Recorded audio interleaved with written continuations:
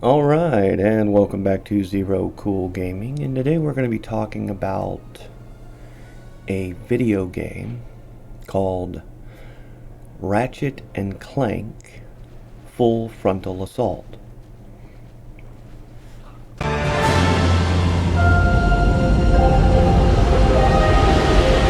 Captain's log.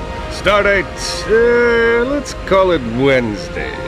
Released from public service, former President Quark decided to retake the mantle of righteousness, to serve as the people's perennial protector, to defend the galaxy with the vigor of a true hero. And the galaxy? Well, the galaxy has never been so boring. This is just sad. He lost the election like 3 months ago. Don't you think it's time for an intervention? I believe Captain Quark is having a difficult time adjusting to life in the private sector. Computer, find me something to shoot! Sorry, dude, we got nada on the radar. Have an awesome day, though. Pardon me, Captain. It appears there are rogue cleaner bots in the docking bay. Would you like to...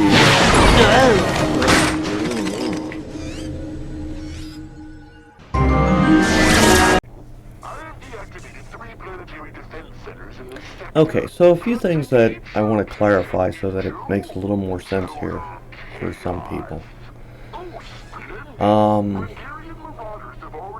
I didn't get a PS3 until the PS4 had released. And I didn't start looking into games until sometime after 2016.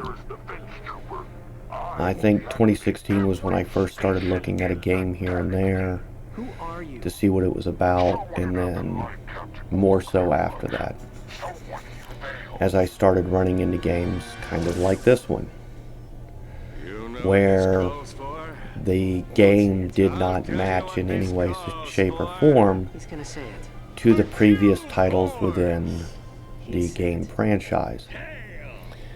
Now, I had played Ratchet and Clank, I'd played Going Commando, Up Your Arsenal, and Deadlocked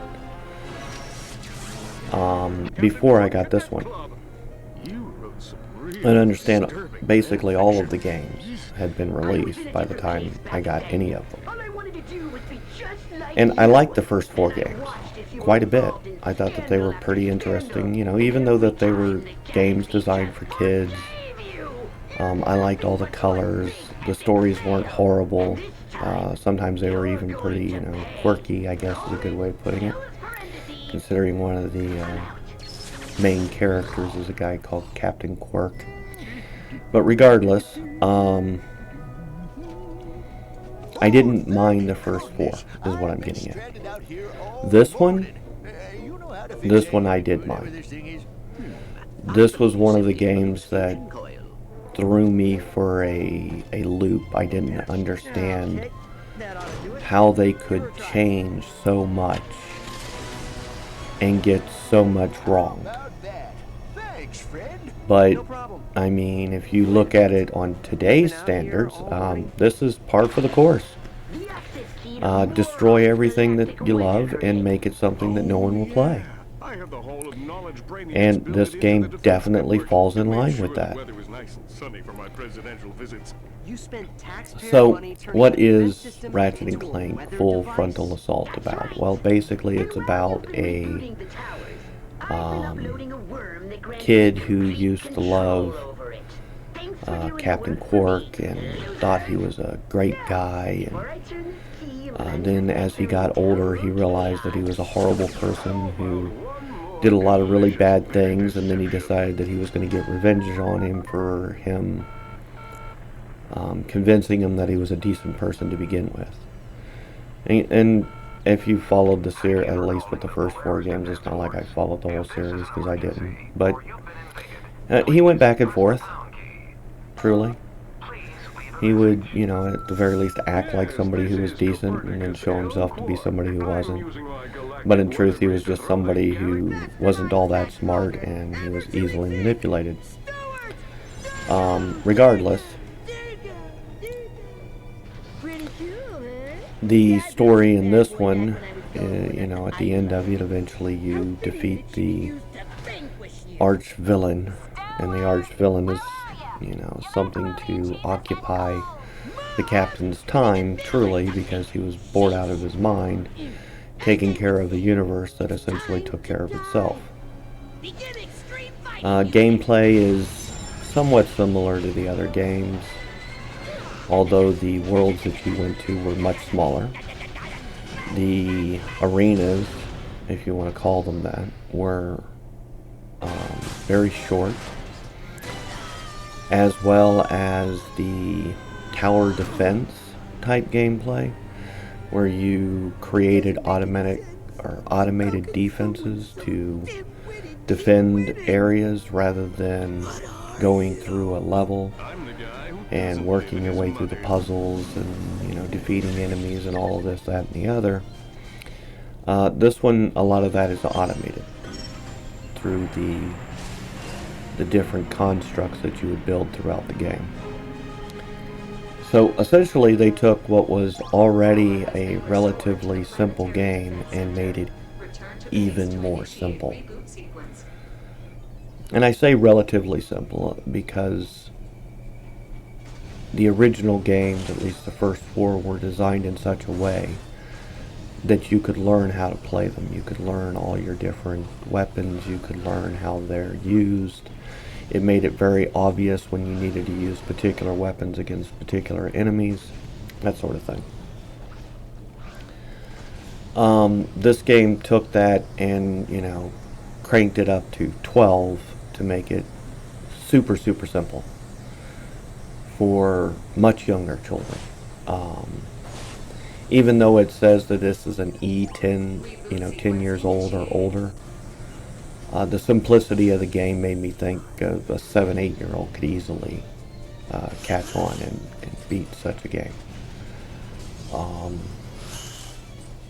Even though maybe some of the topics and things that were being discussed weren't appropriate for that age, the gameplay itself was simple enough for somebody of that age. It didn't make sense to me.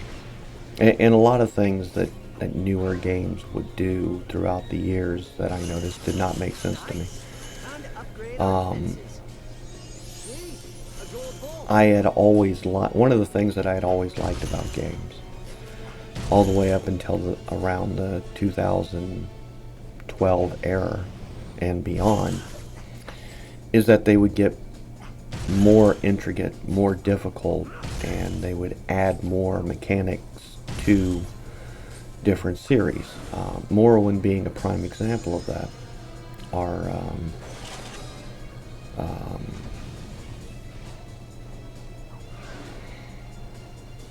trying to remember what the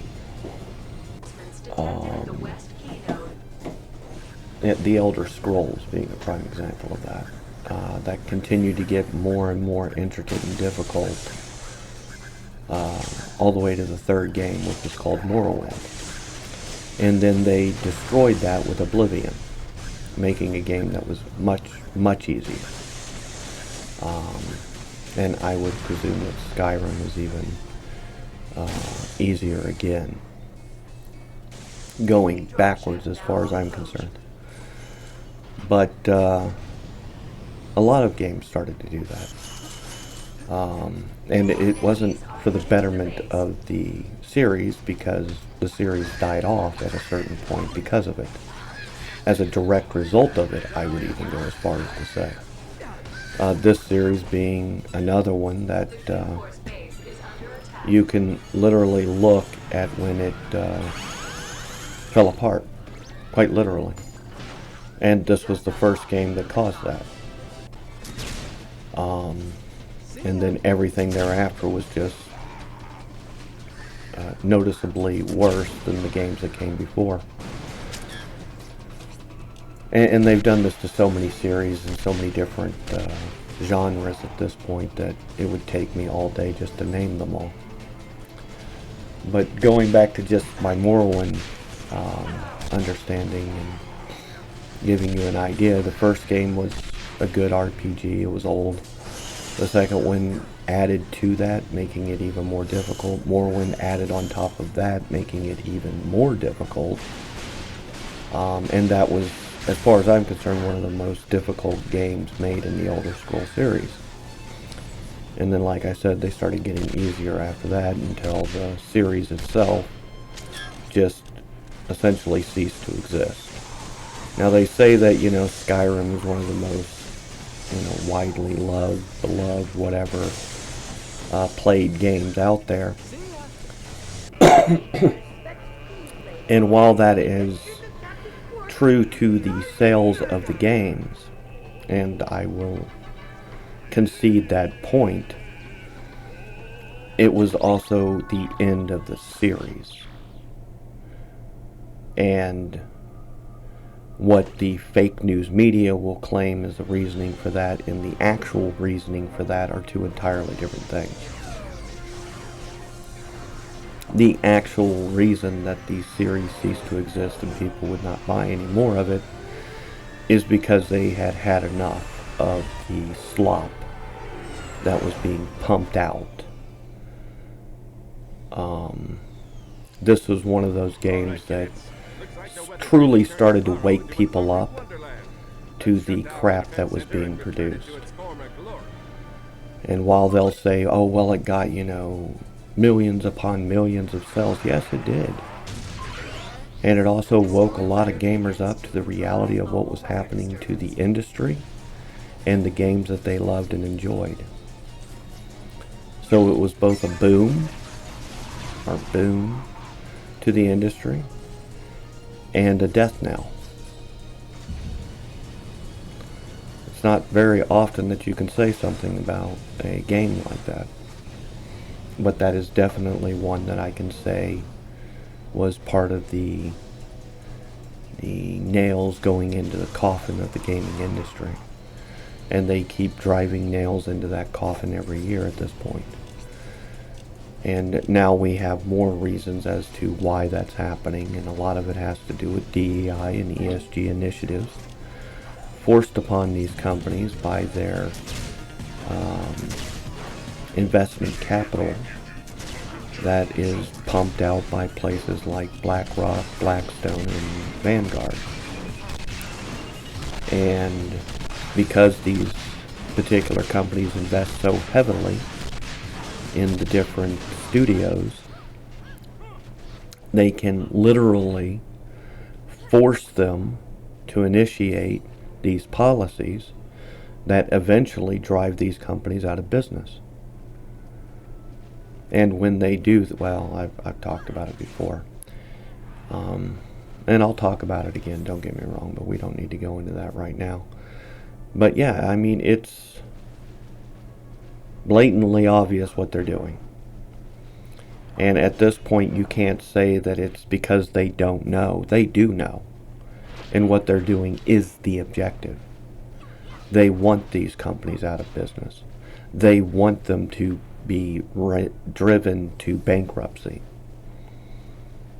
I don't know what the end goal is, but at this point, they've done it to so many companies that the idea that that's not what they're wanting to do is just insane.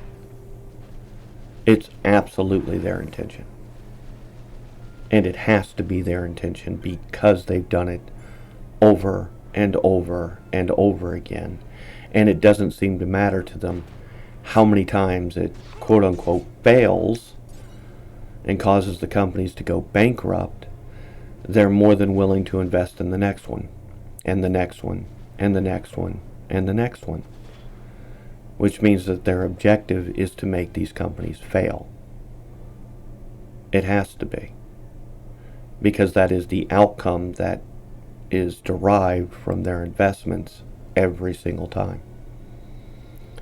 It may take longer with some companies than it does with others, but the end result seems to be the same, regardless.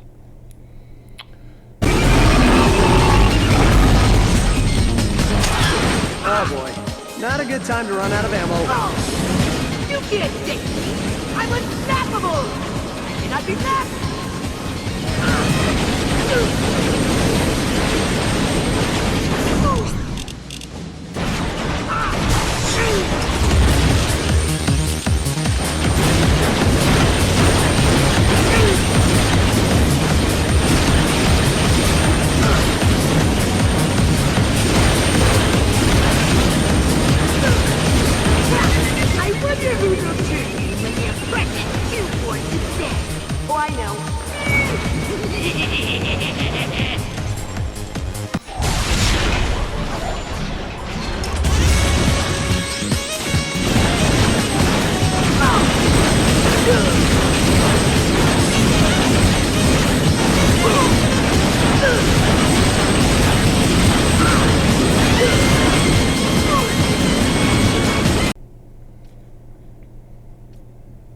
Anyway, that's my rant for the day. I hope that you enjoy the rest of yours. If you could hit the like, subscribe, rumble, follow buttons, all that does help.